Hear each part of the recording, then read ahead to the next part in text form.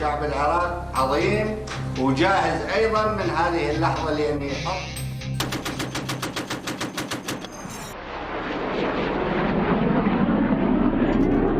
2 अगस्त 1990 की सुबह अचानक एक दिन मध्य पूर्व के छोटे से देश कुवैत ने देखा उनकी राजधानी कुवैत सिटी में इराकी टैंक घुस चुके हैं।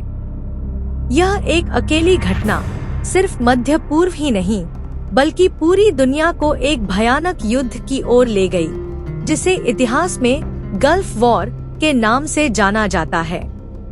आज के वीडियो में हम जानेंगे इराक ने कुवैत पर हमला क्यों किया था, यह युद्ध कैसा था और कैसे अमेरिका के नेतृत्व में बने गठबंधन ने इराक को हराया।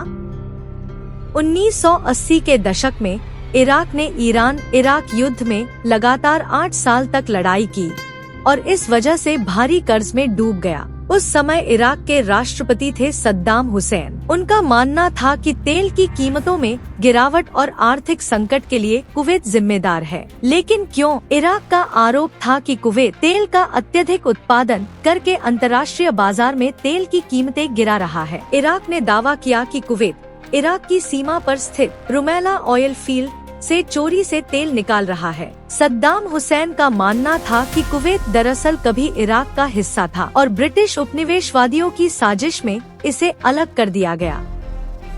2 अगस्त 1990 की रात ठीक 2 बजे सद्दाम हुसैन के आदेश लगभग 1.2 लाख इराकी सैनिक कुवैत की सीमा पार कर जाते हैं। सिर्फ 2 दिनों के अंदर इराक कुवैत पर कब्जा कर लेता है।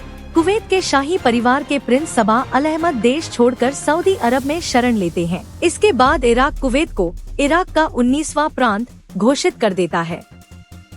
इराक के इस आक्रमण के खिलाफ पूरा विश्व एकजुट होकर खड़ा हो गया। संयुक्त राष्ट्र यूएन ने इराक को तुरंत कुवैत खाली करने का आदेश दिया, यूएनएससी रेजोल्यूशन 660, लेकिन सद्दाम हुसैन ने इसे मानने से इनकार कर दिया। नतीजतन 34 देशों की सेनाओं के साथ अमेरिका के नेतृत्व में एक कोalition फोर्सेस गठित किया गया। इस सैन्य अभियान को नाम दिया गया ऑपरेशन डेजर्ट स्टॉर्म।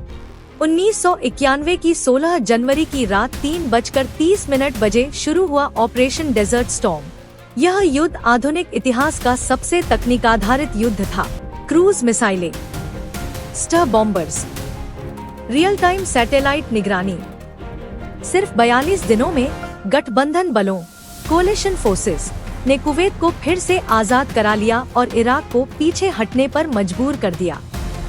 कुवैत ने अपनी आजादी वापस पाई। इराक में सद्दाम की सत्ता बनी रही, लेकिन अंतर्राष्ट्रीय स्तर पर वह पूरी तरह अलग थलग पड़ गया। संयुक्त राष्ट्र ने इराक पर सख्त आर्थिक प्रतिबंध लगा दिए। इराक ने कुवैत के 600 से अधिक तेल कुओं में आग लगा दी, जिन्हें बुझाने में कई महीने लग गए। यही घटना आगे चलकर 2003 के इराक युद्ध की नींव बनाती है। इराक का कुवैत पर हमला सिर्फ एक देश का दूसरे देश पर आक्रमण नहीं था। यह राजनीतिक घमंड, आर्थिक दबाव और विश्व शक्तियों की जवाबदेही का एक बड़ा सबक था। सद्दाम हुसैन वह युद्ध जीत नहीं पाए, बल्कि अपने लिए भविष्य का विनाश खुद बुला लाए।